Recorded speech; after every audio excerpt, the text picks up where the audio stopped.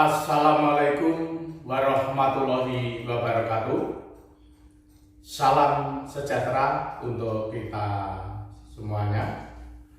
Para mahasiswa yang berbahagia, pada hari ini kita bertemu lagi dalam mata kuliah Pendidikan Pancasila. Pada hari ini, pokok bahasa yang akan kita bahas adalah Pancasila sebagai sistem filsafat. Jadi pokok bahasanya adalah Pancasila sebagai sistem filsafat. Saudara-saudara mahasiswa, yang menjadi pertanyaan adalah, apakah Pancasila itu sebagai sistem filsafat atau bukan? Nah, saudara-saudara, untuk menjawabnya Pancasila sebagai sistem filsafat atau bukan, mari kita kaji bersama. Kita simak, kita cermati pendapat-pendapat para ahli atau para sarjana berikut ini. Yang pertama adalah pendapat Muhammad Yamin dalam bukunya Naskah Persiapan Undang-Undang Dasar 1945. Ya, Muhammad Yamin terbitan tahun 1962 mengatakan bahwa ajaran Pancasila adalah tersusun secara harmonis dalam suatu sistem filsafat. Ini pendapat dari Muhammad Yamin. Pendapat yang kedua dari Sudiman Kartohadiprodjo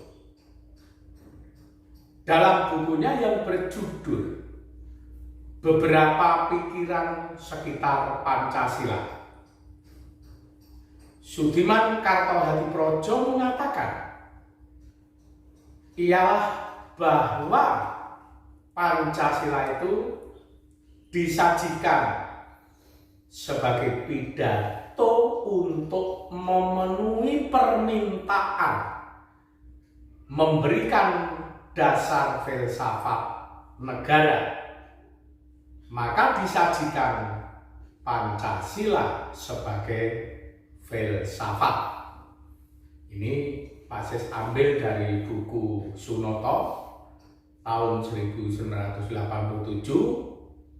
mengenal filsafat Pancasila. Pendapat yang ketiga dari Profesor Dr. Andes Notonagoro SH.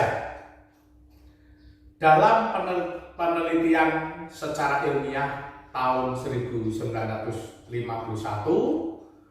menyatakan bahwa suatu dasar filsafat negara harus merupakan satu kesatuan keseluruhan.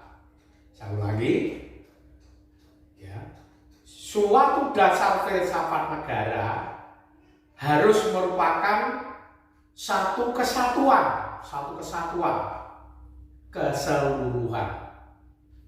Boleh terdiri atas beberapa bagian atau sila. Akan tetapi bagian itu harus tidak saling bertentangan. Tiap bagian atau sila merupakan bagian yang mutlak dalam arti bahwa jika dihilangkan salah satu bagian atau sila, dihilangkan salah satu sila atau bagian saja, maka hilanglah juga keseluruhannya dalam arti Pancasila. Karena sila-sila dalam Pancasila itu merupakan suatu sistem, tidak bisa dipisahkan, selalu berhubungan, selalu terkait, merupakan satu kesatuan. Nah, kalau dihilangkan salah satu, itu berarti bukan Pancasila, karena Pancasila itu satu kesatuan yang bulat dan utuh, saling keterkaitan, saling berhubungan, tidak bisa dipisahkan antara satu sila dengan sila lainnya, merupakan satu kesatuan yang bulat dan utuh, maka tidak boleh dipisahkan. Pendapat keempat dari Profesor Dr. Arifin Abdul Rahman menyatakan bahwa Pancasila telah memenuhi syarat untuk disebut sebagai filsafat, saudara-saudara, yaitu telah menjawab 3 pertanyaan. Apa itu 3 pertanyaan? 3 pertanyaan adalah sebagai berikut.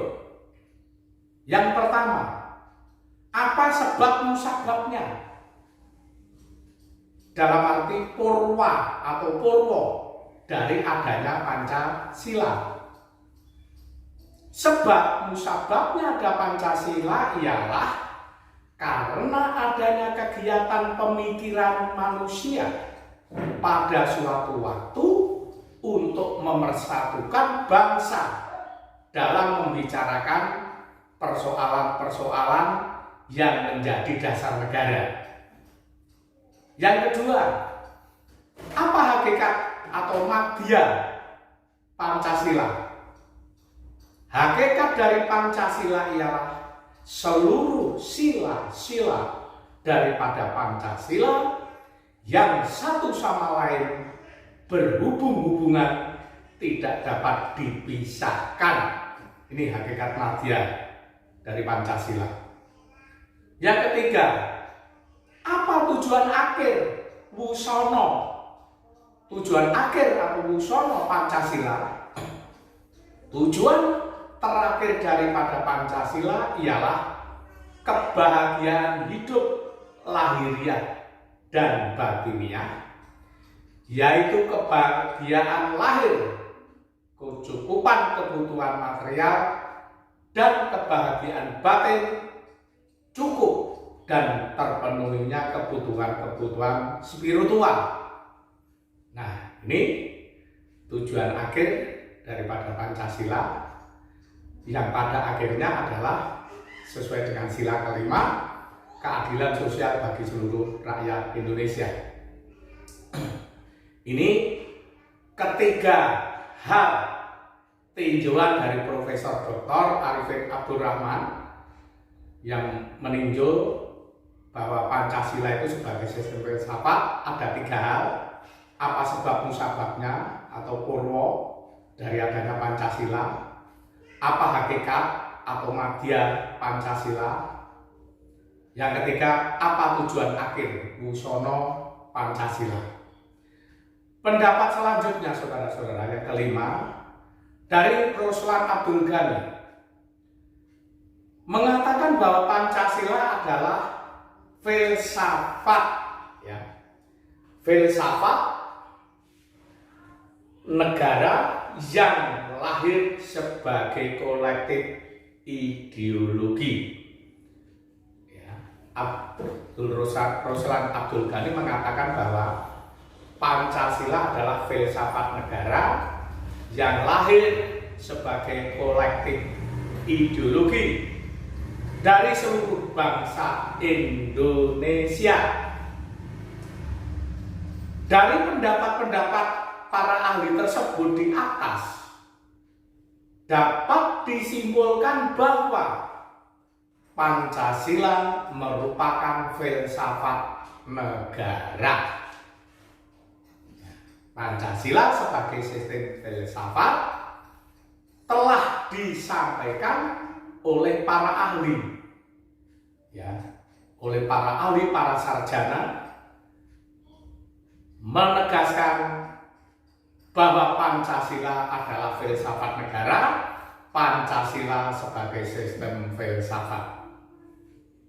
Saudara-saudara mahasiswa, lalu kita harus mengerti, kalau mau mengkaji mengenai Pancasila sebagai sistem filsafat, tentunya kita harus juga mengetahui pengertian daripada sistem.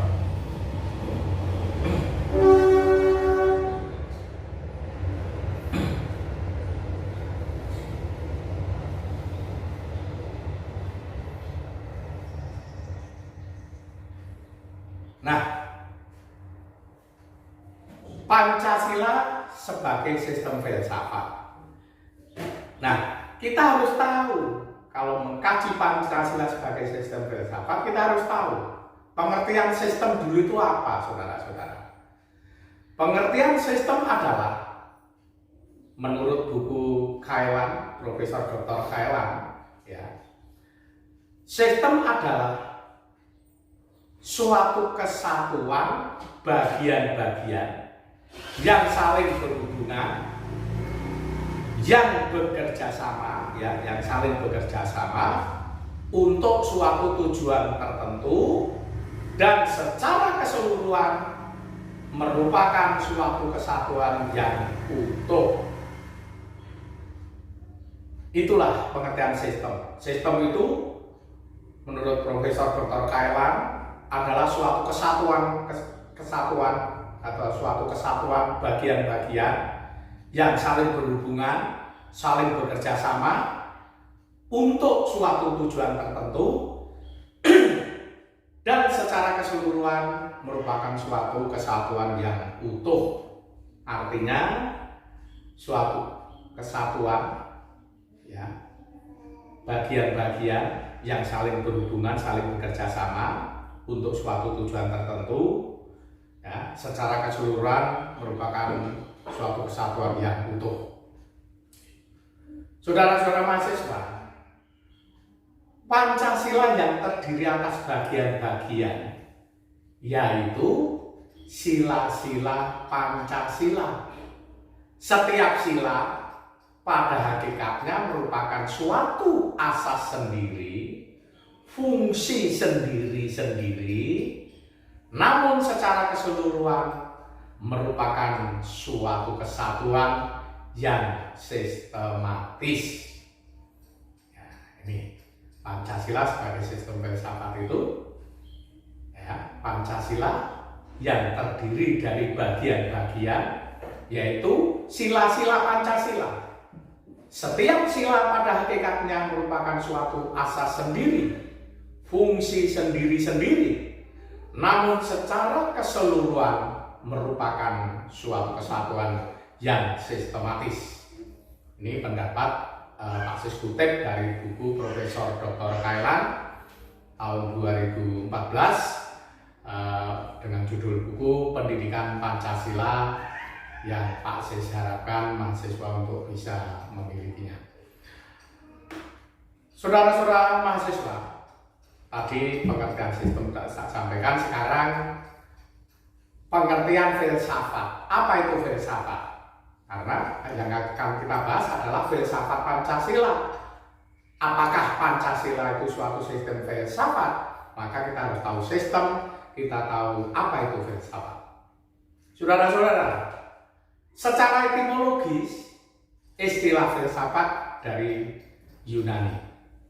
Philosophia, yaitu dari philen, mencintai, philia itu cinta, dan sophia itu kebijaksanaan. Jadi philosophia artinya cinta kebijaksanaan.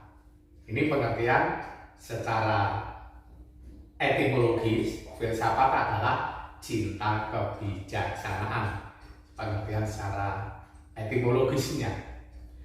Lalu pengertian secara terminologis, ya. Pengertian secara terminologis ini banyak para ahli menyampaikan pengertian filsafat. Namun Pak Sis akan menyampaikan pengertian secara umum, saudara-saudara. Banyak para ahli, ya, menyampaikan pengertian filsafat. Tapi filsafat secara umum adalah pemikiran secara kritik dan sistematik untuk mencari hakikat atau kebenaran sesuatu. Nah, kalau sesuatu itu Pancasila, berarti pemikiran secara kritik dan sistematik untuk mencari hakikat atau kebenaran dari 5 prinsip kehidupan manusia, yaitu sila-sila Pancasila. Nah, kalau pemikiran secara kritik dan sistematik untuk mencari hakikat atau kebenaran sesuatu. Hakikat itu kajiannya adalah sudah secara ontologis, saudara-saudara. Karena apa ontologis? Karena akan mencari hakikat, mencari intisari. Ontologis kan ilmu yang mempelajari hakikat segala sesuatu yang ada. Hakikatnya, intisarinya. Kalau hakikatnya itu adalah Pancasila, berarti ingin mencari kebenaran yang hakiki daripada Pancasila. Nah, itulah saudara-saudara pengertian filsafat baik secara etimologis maupun secara terminologis. Nah, yang mana pembicaraan secara kritik dan sistematis untuk mencari hakikat segala sesuatu.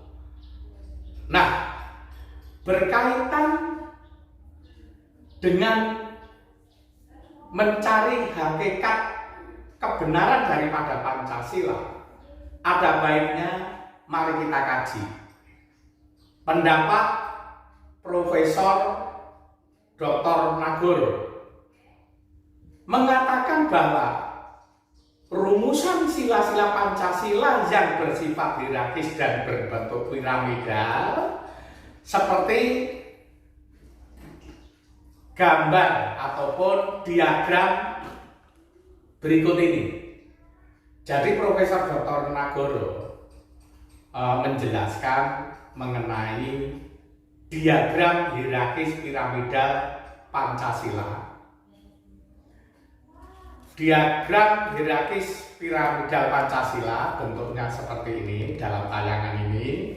Coba dicermati ya, ini secara singkat diagram hierarkis piramidal Pancasila dari Profesor Dr. Nagoro dibuat seperti ini, di mana di dalam diagram ini terlihat seperti gambaran seperti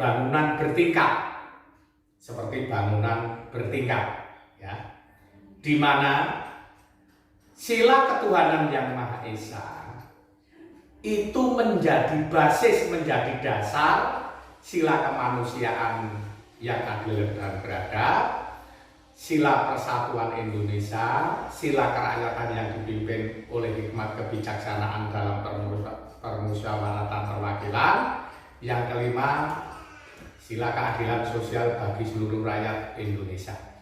Nah, kesatuan bertingkat yang tiap-tiap sila di muka sila lainnya merupakan basis atau pokok pangkalnya, dan tiap-tiap sila merupakan pengkhususan dari sila di mukanya. Nah, jadi gambar ataupun diagram hierarkis Pancasila ini yang dibuat oleh Profesor Dr. Nagoro terlihat di dalam diagram ini. Sila ketuhanan yang Maha Esa tempatnya paling luas karena sebagai dasarnya, maka tempatnya paling luas. Semakin mengerucut tinggi menuju kepada tujuan daripada keempat sila, yaitu sila kelima, sila keadilan sosial bagi seluruh rakyat Indonesia ini berada di puncak, di pucuk, karena merupakan tujuan daripada Pancasila, yaitu keadilan sosial bagi seluruh rakyat Indonesia, maka tempatnya paling sempit, lebih luas dasar sila ketuhanan yang Maha Esa. Karena apa? Sila ketuhanan yang Maha Esa merupakan basis daripada keempat sila lainnya. Saudara-saudara mahasiswa, diagram hierarkis pendidikan Pancasila yang dibuat oleh Profesor Dr. Nagoro ini bisa untuk menggambarkan hubungan bertingkat, hubungan masing-masing sila. Sekali lagi saya tekankan, sila ketuhanan yang Maha Esa ini sebagai basis, sebagai dasar dari keempat sila lainnya. Maka tempat sila ketuhanan yang Maha Esa di dalam diagram ini tempatnya sangat luas karena sebagai dasarnya. Juga Profesor Dr. Notonagoro mengatakan bahwa rumusan sila-sila Pancasila yang bersifat hierarkis dan berbentuk piramidal ini dapat dijelaskan sebagai berikut. Sila pertama, ketuhanan yang Maha Esa adalah meliputi dan menjiwai sila kemanusiaan yang adil dan beradab, persatuan Indonesia, kerakyatan yang dipimpin oleh hikmat kebijaksanaan dalam permusyawaratan perwakilan, dan sila keadilan sosial bagi seluruh rakyat Indonesia. Ini sila pertama. Ketuhanan yang Maha Esa adalah meliputi dan menjiwai sila-sila kemanusiaan yang adil dan beradab, persatuan Indonesia, kerakyatan yang dipimpin oleh hikmat kebijaksanaan dalam permusyawaratan perwakilan, dan sila keadilan sosial bagi seluruh rakyat Indonesia. Yang kedua, sila kedua, kemanusiaan yang adil dan beradab adalah diliputi dan dijiwai oleh sila ketuhanan yang Maha Esa, meliputi dan menjiwai sila-sila persatuan Indonesia, kerakyatan yang dipimpin oleh hikmat kebijaksanaan dalam permusyawaratan perwakilan, keadilan sosial bagi seluruh rakyat Indonesia. Selanjutnya sila ketiga, persatuan Indonesia adalah diliputi dan dijiwai oleh sila ketuhanan yang Maha Esa serta kemanusiaan yang adil dan beradab, meliputi dan menjiwai sila-sila kerakyatan yang dipimpin oleh hikmat kebijaksanaan dalam permusyawaratan perwakilan, keadilan sosial bagi seluruh rakyat Indonesia. Lalu sila keempat,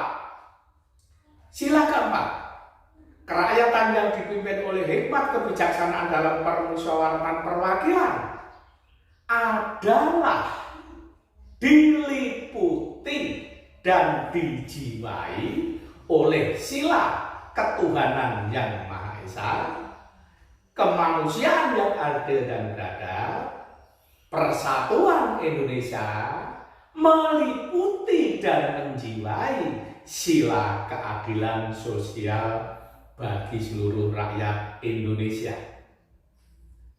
Sila kelima, keadilan sosial bagi seluruh rakyat Indonesia adalah diliputi dan dijiwai oleh sila-sila ketuhanan yang Maha Esa, kemanusiaan yang adil dan beradab, persatuan Indonesia, kerakyatan yang dipimpin oleh hikmat kebijaksanaan dalam permusyawaratan perwakilan. Inilah saudara-saudara Pancasila yang sila-silanya merupakan satu kesatuan keseluruhan yang menurut Notonagoro susunannya adalah hierarkis dan mempunyai bentuk piramidal. Sebagai dasar umum atau basisnya adalah sila ketuhanan yang Maha Esa.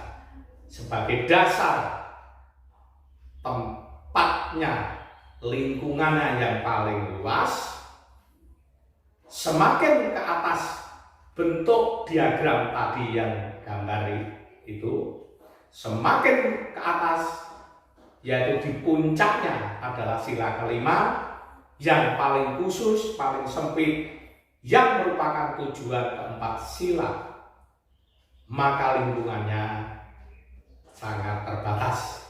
Nah, sila-sila Pancasila ini digambarkan yang tadi sudah saya sampaikan, hierarkis piramidal sebagai bangunan bertingkat, digambarkan oleh Notonagoro seperti bangunan bertingkat. Ya. Nah, juga nanti para mahasiswa bisa dipelajari ya, sila-sila Pancasila yang saling mengisi, saling mengkualifikasi ya. Apa yang tercantum di dalam diagram hierarkis piramidal Pancasila itu bisa langsung untuk bisa menjelaskan ternyata sila-sila Pancasila itu merupakan satu kesatuan yang saling berkaitan, saling bekerja sama, tidak bisa dipisahkan, dan merupakan satu kesatuan yang bulat dan utuh untuk mencapai tujuan bersama. Itulah yang dikatakan hierarkis piramidal. Itulah yang dikatakan bahwa Pancasila itu saling mengisi, saling mengkualifikasi, ya, bahwa sila ketuhanan yang Maha Esa adalah yang berkemanusiaan, ya, yang berpersatuan, yang berkerakyatan, ya, yang berkeadilan sosial bagi seluruh rakyat Indonesia. Ini menunjukkan benar-benar Pancasila sebagai sistem filsafat. Saudara-saudara mahasiswa, saya kira penjelasan Pancasila sebagai sistem filsafat cukup sekian. Nanti bisa dipelajari di buku Kailan. Ya, kita bertemu lagi di minggu depan. Oleh karena itu, pesan Pak Sis, tetap jaga kesehatan, tetap ikuti protokol kesehatan, tetap memakai masker kemana saja. Terima kasih. Sekian, akhirul kalam. Wassalamualaikum warahmatullahi wabarakatuh.